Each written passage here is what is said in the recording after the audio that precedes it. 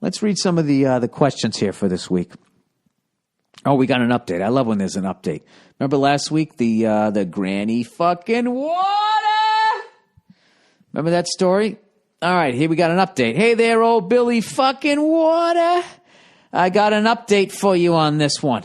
The story has good news and bad news. All right, so last week, for those of you who didn't listen, I'll give you a little recap. There was some kid, he's engaged, he's getting married in 6 weeks, so he's over his fiance's house, his future in-law's house. Her fucking parents. That's all I'm trying to say, right? So they're playing some card game, and evidently they're down to the final hand, and he has, the card's called Granny Water. I don't know what the game is or whatever. Some people sent me pictures of the card. The game does exist, but it's a really high point card or whatever. And he was laying down. I'm yawning. Sorry. He was laying down his card last.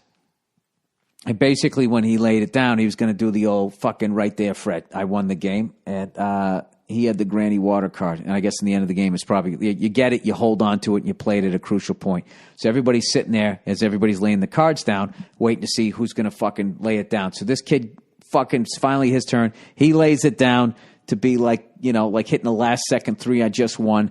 And because he listens to the podcast, instead of saying I got the Granny Water card, he goes, look, it's all fucking great. No, he goes, it's Granny fucking Water.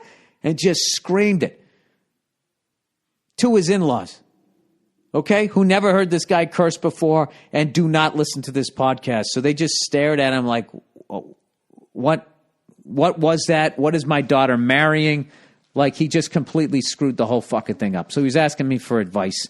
Should he bring it up? Should he not bring it up? All right, now you guys are caught up. Here you go. He says, the story has good news and bad news. The good news is my fiance's parents were super cool about the whole thing. Super duper. I bit the bullet and waited until we went over for game night again last night.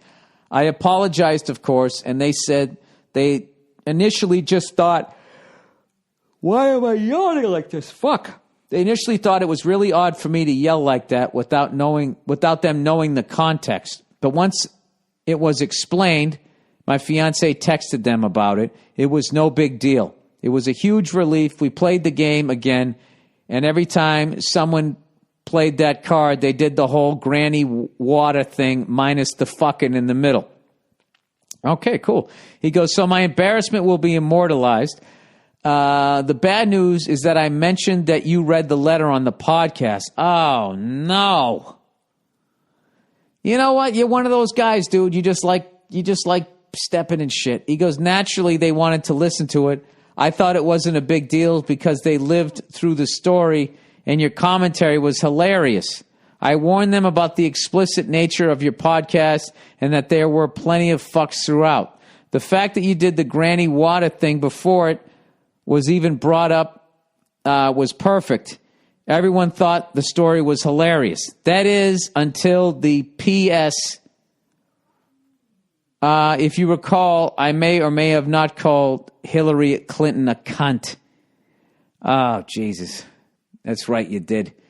He goes, yeah, I know I'm a dumbass, Bill. My fiance just turned to me and said, did you write that? He said, my fiance turned to me and said, did you write that, with that look on her face? I knew I was fucked. So, Freckles, I did the only thing I could. I said, oh, sorry about that. I didn't write it. Bill's email screener guy did. Andrew did. He picks the emails each week, then writes the little opening line, pun, and then sometimes throws in a PS to make them more entertaining.